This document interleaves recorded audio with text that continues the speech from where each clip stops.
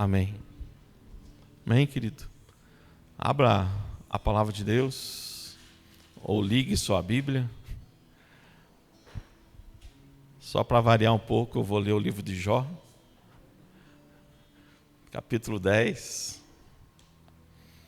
versículo 4.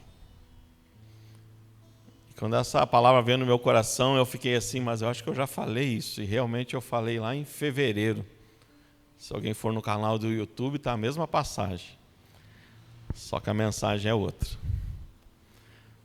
O livro de Jó, vem antes de Salmos, capítulo 10, versículo 4. É um desabafo de Jó. Amém? Todos acharam? Amém? Diz assim a palavra de Deus, na minha tradução diz assim: tens tu olhos de carne? Ou vês tu como vê o homem? São os teus dias como os dias do homem? São os teus anos como os anos do homem? Para que inquiras sobre minha iniquidade e busques o meu pecado? Amém? Amém? Pode sentar, querido. Pode falar assim, já entendi tudo, pastor. Né? Não é segredo que eu amo o livro de Jó, eu gosto do livro de Jó. Jó fala de várias coisas, fala de escatologia, fala da vida após a morte, fala que o justo viverá para a fé e tantas outras coisas. Mas veio no meu coração justamente essa passagem onde que Jó está desabafando com Deus. Ele está chegando para Deus e falando para Deus mais ou menos assim, nas entrelinhas, né? Ó Deus, se você fosse homem, você saberia o que eu estou sentindo. Né? Você não vê com os meus olhos. E tudo o que Jó estava passando. Não vou me ater aqui, acho que todos conhecem a história de Jó, que ele perdeu seus bens, seus filhos. E ele começa a contestar com Deus, né? São os teus dias como os dias de homem, Deus? São os teus anos como anos de um homem, né? Ou seja, você não sabe o que eu estou passando. E tem dias que as coisas são ruins mesmo. Mas eu ouvindo uma senhora falar, ela fala assim: nós nessa vida nós só temos duas preocupações. Todos nós temos duas preocupações. A preocupação é assim: você está saudável? Né? Se você está saudável, você não tem preocupação. Se você está doente, você tem duas preocupações. Né? Então, se você está doente, você tem duas preocupações. A primeira, eu vou melhorar? Se nós vamos melhorar, não temos preocupação. Se nós vamos piorar, aí nós temos duas preocupações. Se você vai piorar, mas vai viver, então você não tem preocupação. Agora, se você vai piorar e morrer, você tem duas preocupações. Se você vai morrer e vai para o céu, você não tem preocupação. Agora, se você morrer e foi para o inferno, você tem duas preocupações: original ou extra-crocante, porque lá o fogo vai ser eterno. Então, às vezes nós reclamamos de Deus, que Deus não nos entende, Deus não nos compreende, reclamamos do que Deus deixa de fazer ou não faz. E nessa passagem, Jó está indignado com Deus, porque ele está falando que Deus tem a certeza de que ele não sente o que o Jó está sentindo, as dores que ele está sentindo, as aflições que está passando pelo coração de Jó. A primeira dor que Jó estava passando era a dor da perca. Eu fiquei imaginando quando Jó, talvez jovem, talvez criança, ele imaginando como eu imaginei uma vez na minha vida, que eu quero ter meu próprio negócio. E Jó começou a fazer os seus negócios, então você imagina ele treinando os seus funcionários, contratando os seus funcionários, talvez até torcendo por eles e vendo o seu negócio prosperar. Só que com certeza não foi do dia para a noite. Quem é empresário sabe disso. Nós almejamos chegar num patamar, mas até chegar nesse patamar, todos começam de baixo. O único negócio que nasce grande é monstro. Mas eu fiquei imaginando Jó empreendendo e começando, comprando o seu primeiro arado, o seu primeiro camelo, procurando um funcionário, e pelo jeito ele tinha vários. E contratando os seus funcionários, e com certeza quem é chefe sabe que você sempre tem aquele funcionário que é de mais confiança, aquele funcionário que você pergunta ideias, sugestões. E o tempo que Jó dedicou a isso, à sua empresa, aos seus negócios, à rotina que ele tinha, e ele cresceu e chegou naquele patamar que nós vemos na Bíblia. E qual era a rotina de Jó? Só que mesmo assim, mesmo lidando com seus negócios, ele adorava a Deus. Agora você imagina você construir uma empresa, seja lá uma hamburgueria, seja lá o que for.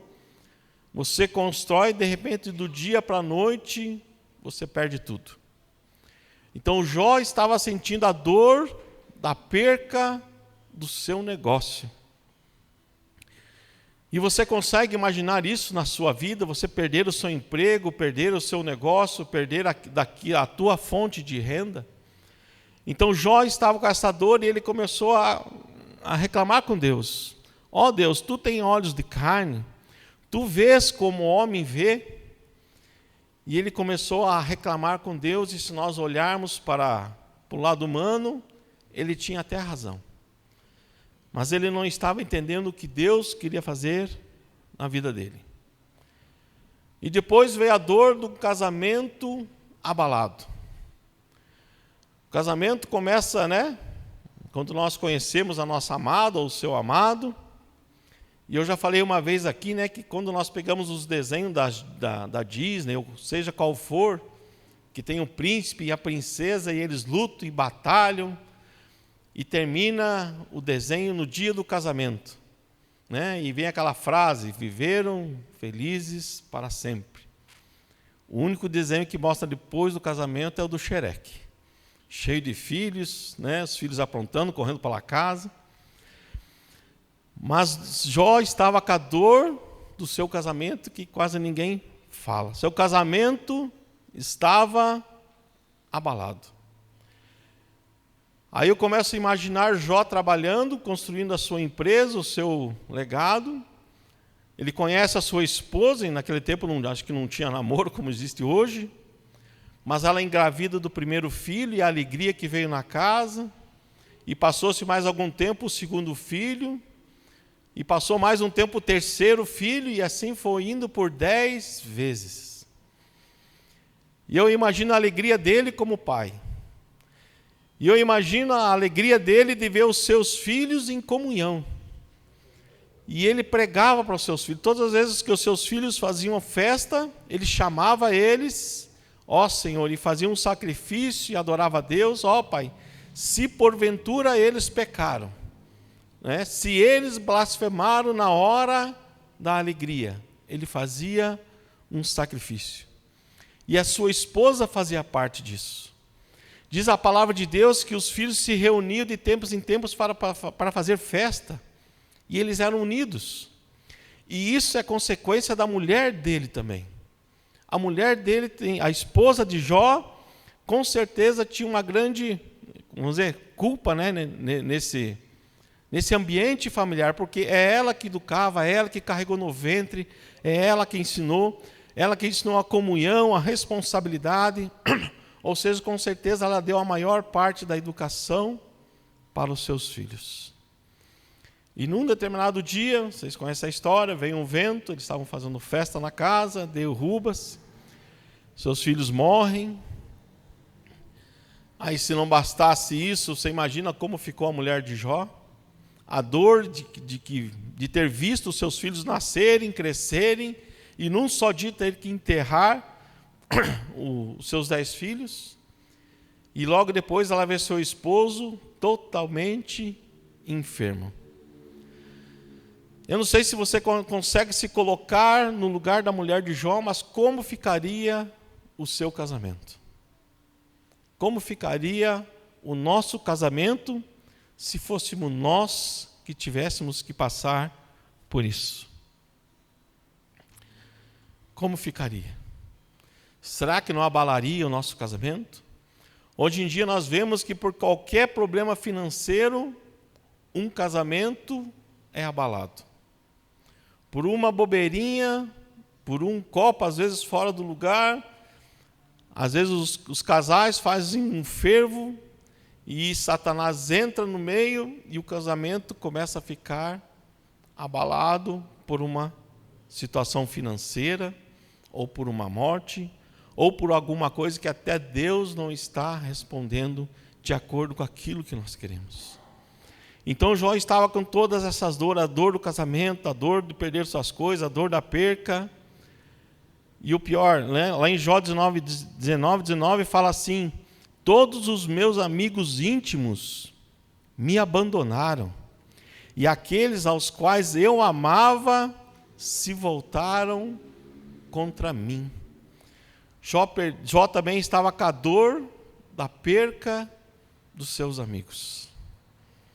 Aqueles talvez em quem mais ele confiava, talvez até um funcionário, um parente, ou simplesmente um amigo, e ele reclama, e ele joga aqui para fora: todos eles me abandonaram.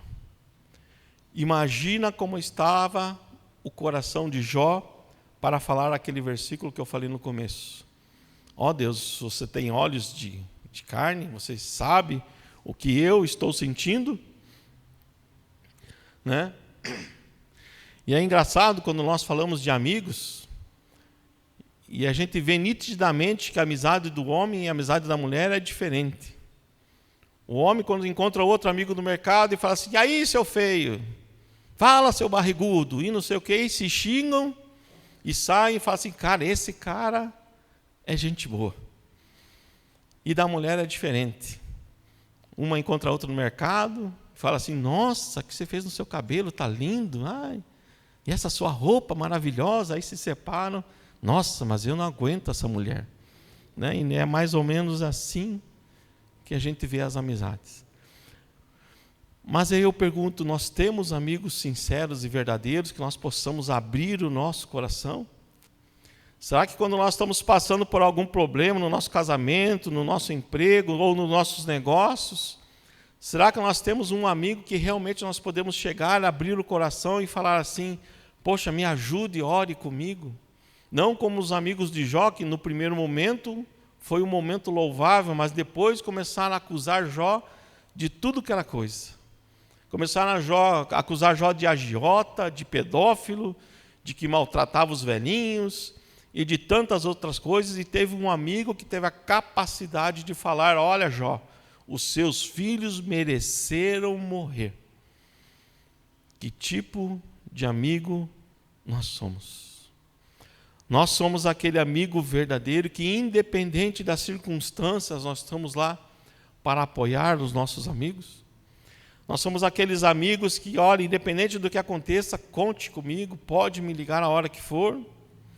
Será que nós somos um amigo verdadeiro?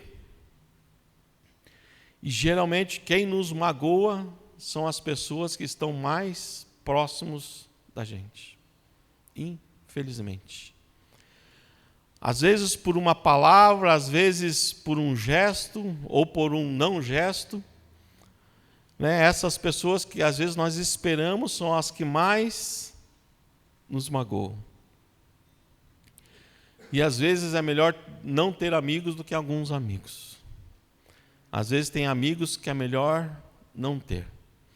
Eu lembro que quando eu trabalhava com vendas, eu tinha um gerente de uma empresa que me fornecia ferramentas para eu revender. E quando eu vendia bem ferramentas, né, depois eu fui perceber isso depois. Ele me ligava e falava assim, daí, Emerson, como é que tá as coisas? Eu falei, cara, tá tudo bem, consegui vender, bati a meta, e eu via que ele murchava. Ele, pois é, não sei o quê, o governo está ruim, e não sei o que está ruim. E eu comecei a perceber assim que ele ficava feliz quando eu estava para baixo. E quando eu percebi isso, quando ele me ligava, ele falava assim, daí, Emerson, como é que estão as coisas? Eu falei assim, cara, está mal, está feio o negócio, não estou vendendo. Ele, pois é, cara, e aqui está indo bem, não sei o quê, e ele ficava alegre. Eu falava, caraca, esse é aquele amigo que é melhor não ter. Parece que ele se alegrava quando eu estava pior. Mas mesmo sabendo disso, eu não deixei de ser amigo dele. Né? Mas o nosso amigo verdadeiro é Jesus Cristo. O nosso amigo fiel e verdadeiro é Jesus Cristo. Por isso que nós temos que ter comunhão com Ele. E Jó também tinha a dor do luto. Ele estava com a dor do luto. E como é difícil perder uma pessoa da qual nós amamos. Eu lembro que quando eu perdi meu pai, para mim, no meu entender como humano, ele foi muito cedo. E o meu sonho era ter os meus filhos grandes, ligar para ele e falar assim, ele morava na praia, né? Ó, pai, estou mandando os netos aí, vai buscar na rodoviária. Esse era o meu sonho. E deixava os netos lá nas férias, né? E fosse aquele avô que deseduca os netos. Esse era o meu sonho. Mas o meu pai faleceu quando os meus filhos eram muito pequenos. E eu lembro que nós estávamos no hospital e a Dora me chamou e eu vi que ele já tinha me tocado, que ele tinha falecido. E a maior dor do luto foi ter que avisar as minhas tias, falando, o irmão de vocês faleceu. E isso para mim foi por muito tempo uma dor e eu não entendia. E eu ficava, Deus, por que o Senhor levou meu pai tão cedo? E quando eu era criança, até a parte adulta, eu não conhecia o meu pai. Eu não sabia que pai maravilhoso que eu tinha. Que ele trabalhava, chegava em casa, eu lembro que quando eu era criança, na hora do jornal não podia se dar um pio. Não sei quantos foram educados assim. Não podia se falar nada na hora do jornal. Depois do jornal você podia falar com ele. Mas eu fui conhecer meu pai depois de jovem. Depois de adulto que eu pude abraçar e beijar meu pai sem ter vergonha de quem estava perto. E a nossa comunhão foi tão assim, era tão alegre, o meu relacionamento com meu pai, que todo final de ano ele falava assim, olha, o ano novo não sei no que você vai passar, mas o Natal é aqui na minha casa. E assim foram todos os anos, desde quando me casei, até o dia que ele faleceu, sem faltar um dia. E eu fico imaginando a dor de luto de Jó, que ele não perdeu um ente querido, ele perdeu os seus filhos. E como é duro um pai enterrar um filho. Como é difícil, e eu vou dizer para vocês que como pastor fazer velório é triste. E ainda mais quando você não conhece o defunto. Na outra igreja que eu estava, parece que eu era premiado. Morria alguém, o pastor estava viajando, o outro ia dirigir o culto, o outro estava pregando em outra igreja, só sobrava eu. E o mais duro foi fazer o enterro de um espírita, que todos os familiares eram espírita e o único que era crente era a nora. Né? Você vai falar o quê? Pessoal, foi para o inferno, não adianta, não creu em Jesus. Mas a gente tinha que ser o quê? Manso, saber o que falar. Mas a dor do luto, para quem já passou, é muito dolorida. Principalmente se era alguém que você ama.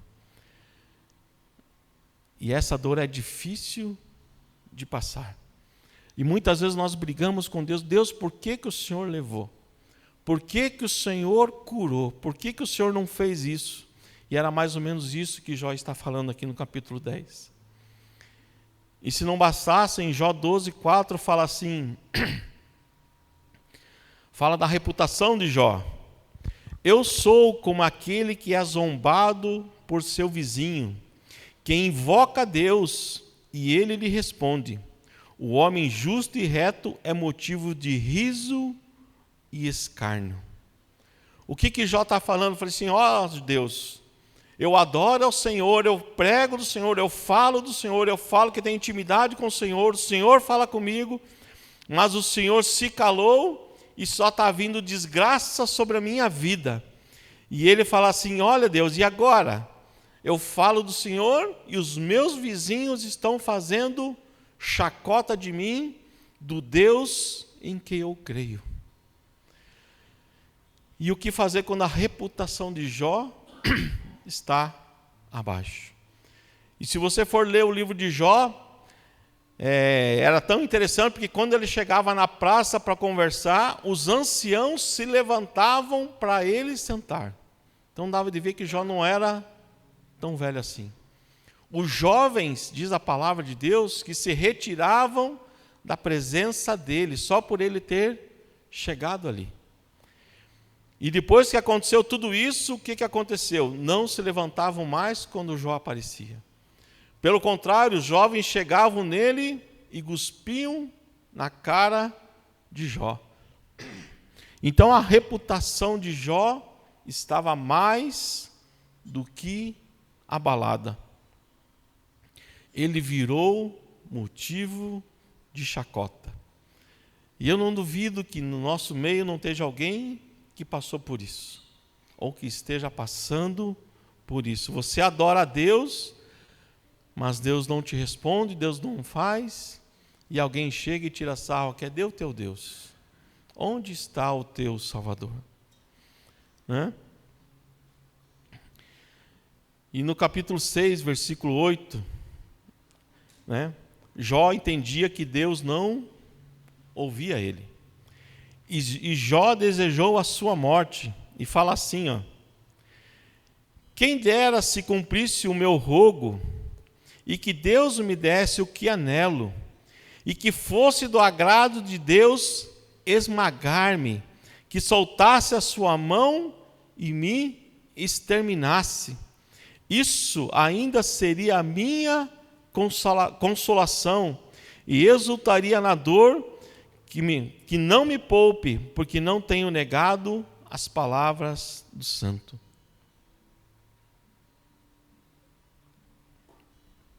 A vontade de Jó é que na situação em que ele estava, e a vontade que ele queria era que Deus o esmagasse e o exterminasse de uma vez, moesse os seus ossos.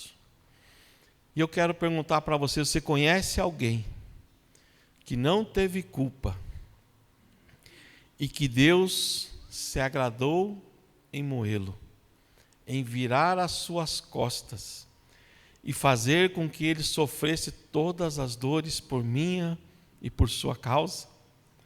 Né?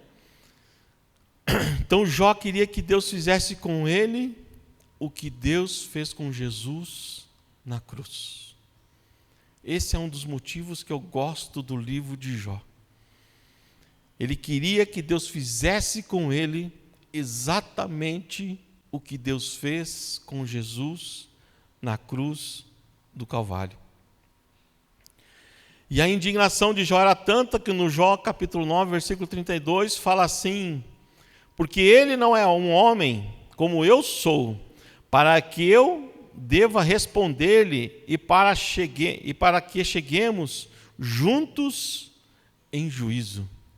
Ou seja, nas entrelinhas, Jó estava chamando Deus para o tapa. Ó Deus, eu quero que você venha, se materialize na minha frente, que nós vamos conversar face a face agora. Né? Já que Deus não faz nada, eu vou fazer. Né? Eu quero explicações, Senhor. E no versículo 40, no capítulo 40, versículo 8, Deus chama a atenção de Jó, falando assim, porventura também tornarás tu vão o meu juízo? Ou tu me condenarás para te justificares?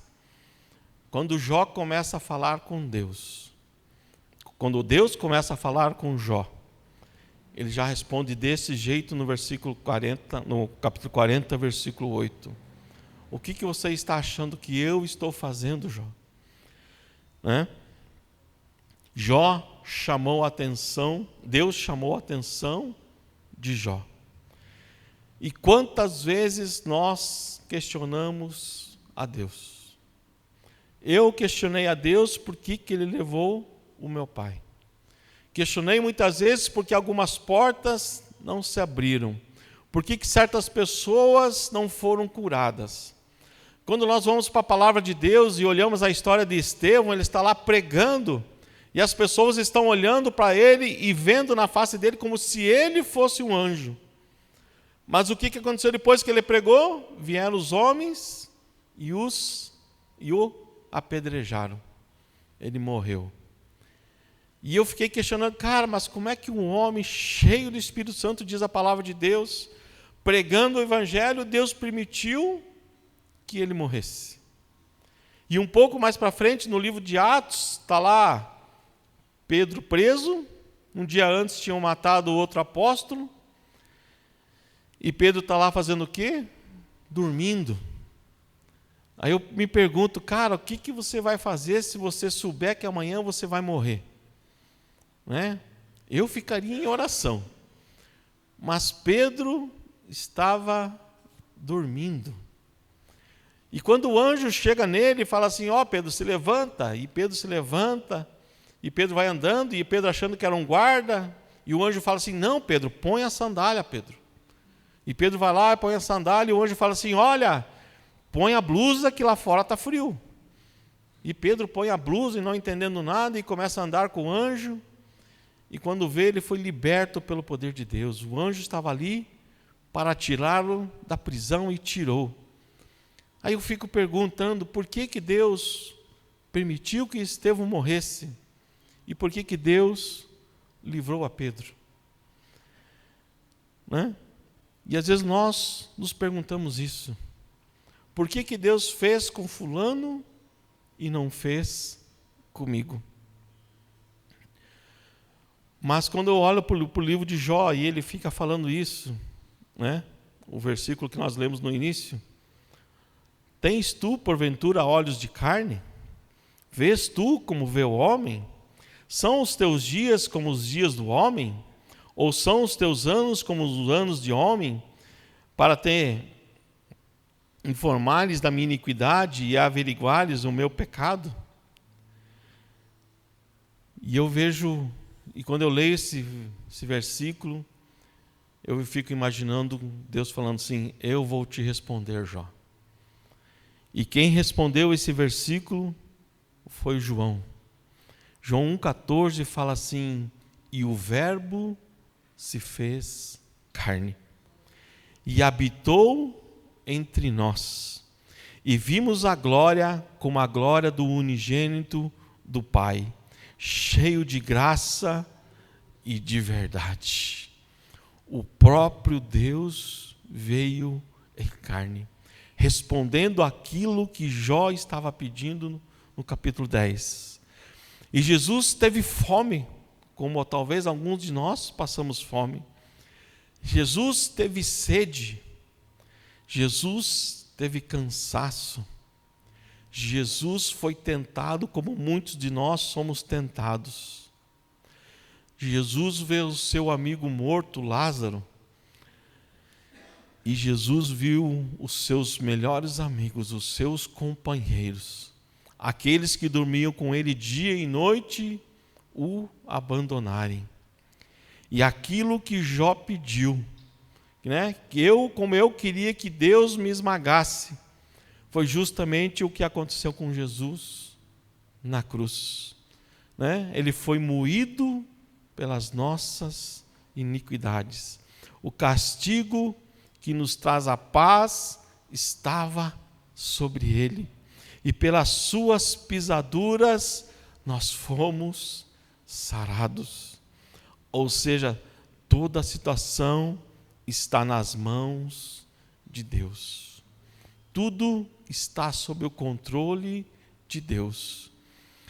E estudando ainda o livro de Jó, no capítulo 42, versículo 10, fala assim: e o Senhor mudou o cativeiro de Jó, quando ele orava por seus amigos. Também o Senhor deu a Jó 2 vezes mais do que ele tinha antes. Mas o que me chama a atenção é no versículo 11. Então vieram a ele todos os seus irmãos e todas as suas irmãs, e todos os que antes o conheceram, e comeram com ele pão em sua casa, e lamentaram com ele, e o consolaram acerca de todo o mal que o Senhor havia trazido sobre ele. Aqui que me chama a atenção. Cada homem também lhe deu uma peça de dinheiro,